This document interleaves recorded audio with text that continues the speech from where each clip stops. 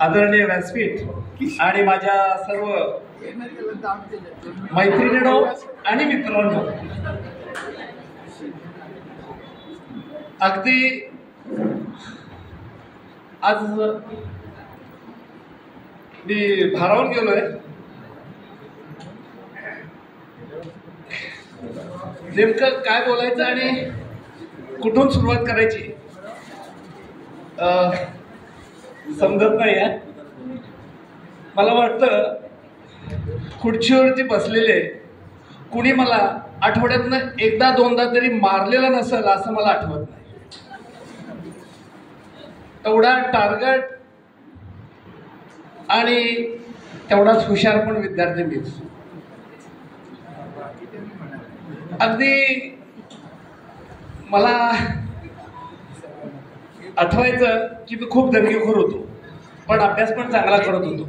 आणि सासवडे सर असे आहेत की माझ्याकडे आजही सर्टिफिकेट आहेत.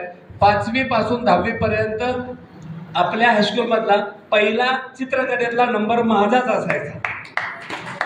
मी आणि सुरेश शेट्टी आमच्या दोघांमध्ये नेहमी आगे पिछे राहायचं. पण पहिला नंबर माझा. अगदी 5वी पासूनचे 10वी पर्यंतचे 6 सर्टिफिकेट माझ्याकडे आहेत आपल्या शाळेचे. आणि विशेष म्हणजे त्यावेळेला मला व्यायामाची सवय लागलेली होती. कबड्डी खेळणं, सगळ्या गोष्टी करणं. आणि विशेष म्हणजे आमचे वडील यायचे. मी राहायला अगदी या गोसावी गल्लीमध्ये असल्यामुळं बाकीची गोष्ट तुम्हाला सांगायची गरज नाही. परंतु 8वीतला एक किस्सा सांगतो. नाईक सर होते आणि नाईक सरांच्या तासाला मी काहीतरी आगाऊपणा केला होता.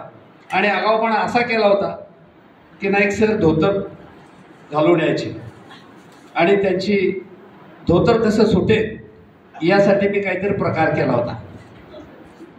खुर्चीला काहीतरी आम्ही पोरापोरांनी तार अडकवली होती आणि ते काहीतरी घडलं होतं त्यावेळेला. आणि सरांनी मला सगळ्यांनी सांगितलं सर पोपी पोपी पोपी. नाही, सरांनी काय धुतला नाही, पण वडिलांना बोलवून घेतलं.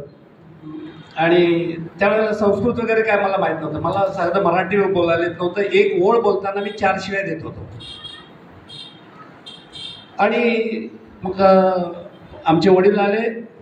वडिलांनी सांगितलं की सर आम्ही तेरवरून आलो आहे, तेर डोकी, आणि आम्ही इकडं ऊसतोडीला मजूर म्हणून आलेलो आहे आणि माझी मुलं आहेत. सर त्याच्याकडनं चुकलं असलं तर मला माफ करा. नाही म्हटलं चूक अशी नाही, पण वडिलांनी काय सांगायचं सांगितलं. ठीक आहे म्हटलं. पण माझी तब्येत वगैरे चांगली होती. किती पण मारलं तरी मला लागायचंच नाही. मारायचं, मी हसायचो. मारणारे पण शिक्षक माझ्याकडे बघायचे, किती मारायचं म्हणायचं. आणि मित्रांनो, ती जी शिक्षा दिली ती माझ्या आयुष्याला टर्निंग पॉईंट मिळाली. नाईक सरांनी जी शिक्षा दिली आजपर्यंत कुणाला माहीत आहे का नाही मला माहीत नाही, पण ती शिक्षा आज मला या ठिकाणी घडवायला कारणीभूत घडली. आज माझा मुलगा एअरफोर्समध्ये आहे. आज माझी कन्या, आज मी तिला उत्तराखंडला त्या ठिकाणी आज योगा शिक्षण घेत आहे. अगदी तिच्याबरोबर बरेच फॉरेनर आहेत. शिक्षा अशी दिलेली होती की मारून तर ह्याला काही वटणेवरती येत नाही. त्याने मला घरला बोलवलं नाईक सरांनी. गुरुवार पेठेत त्यांचं घर होतं. आणि त्यांनी सांगितलं की याला गीतेचा 12वा अध्याय, गीतेचा 12वा अध्याय तू म्हणायचा आणि प्रार्थनेच्या अगोदर रोज स्टेजवरती तू सांगायचा.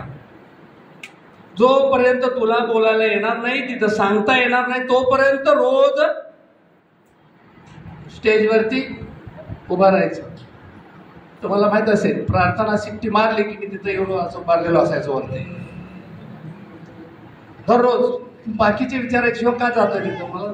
मला माहित होतं मला जायचं ते. जोपर्यंत आणि सर म्हटलं मला काही येत नाही आणि घरात तर वातावरण असं, मग घरात त्यांनी त्यांच्या मिसेसना, मी त्यांना आई म्हणायचो, आणि आईने माझ्याकडून संधी विग्रह जे काय आहे ते माझ्याकडनं लिहून घेतलं. मग मी संस्कृतला पण हे घेतलं, संस्कृत विषय मी घेतला आणि त्यावेळेला माझ्याकडनं म्हणून घेतलं. आजही मला आठवतंय, अथ द्वादशोध्याय अर्जुन वाच एवं सततयुक्ताये परुष, अशा पद्धतीनं मला संपूर्ण त्यांनी अध्याय पाठ करून घेतला. त्यावेळेला आपल्याला अनेक कोणते तर सर यायचे बघा, ते सांगायचे ओम पार्थाय प्रतिबोधिताम भगवताम नारायणेन स्वयं, गोखले सर, व्यासेन ग्रथिताम पुराण मुनीनाम मध्ये महाभारतम अद्वैतामृत वर्षिणीम भगवतीम अष्टादशाध्यायिनीम.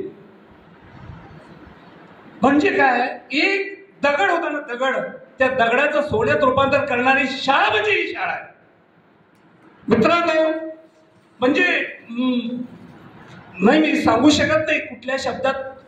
सर, तुमचे उपकार, तुम्ही आमच्यावरती जे काही हे केलं ना, आज करोडो रुपयाची प्रॉपर्टी असेल आमच्या, सर तुमच्या ज्ञानापुढं, तुमच्या त्या शिक्षणीच्या पुढं शून्य आहे, शून्य, काहीच किंमत नाही. आणि आज सरांनी, भिंगारदेव सरांनी एक त्यांच्या मुलीचा किस्सा सांगितला. संपूर्ण 1.5 कोटीचा बंगला, 50 लाखाची गाडी, सगळं असेल, परंतु तुमची प्रकृती जर चांगली नसेल तर हे सगळं शून्य आहे. आणि हे करुणाने पण सांगितलं. मित्रांनो, जसं सरांनी आपल्यावरती संस्कार दिलेले आहेत, ह्या संस्कार दिलेले आहेत म्हणूनच आज या ठिकाणी आपण ताट मानेनं आणि कणखर छातीने इथे उभे आहोत, इथे आलेलो आहोत. आणि आज आपली पाल्य, आपली मुलं सुद्धा अशीच कणखर निर्माण झालेली आहेत. शुद्ध बीजापोटी फळे रसाळ गोमटी. जर फळे बीज चांगलं असेल तर आपली मुलं सुद्धा सुसंस्कारी आणि चांगली होणार आहेत. आईला आई, बाबाला बाबा, वृद्धाश्रम कधीच दाखवणार नाहीत. आणि हे फक्त आपल्याला या शाळेनं शिकवलं. मित्रांनो, मी फक्त आता एकच सांगेन, आपण सगळे 50च्या पुढे आहोत. माझा मित्र आहे, आपला सर्वांचाच मित्र आहे, मनोज कोचेटा. मला खूप अभिमान वाटतो. आज ही दररोज सकाळी 2 तास व्यायाम करतो, सायकलिंग करतो, 21 किलोमीटर दररोज सायकलिंग करतो.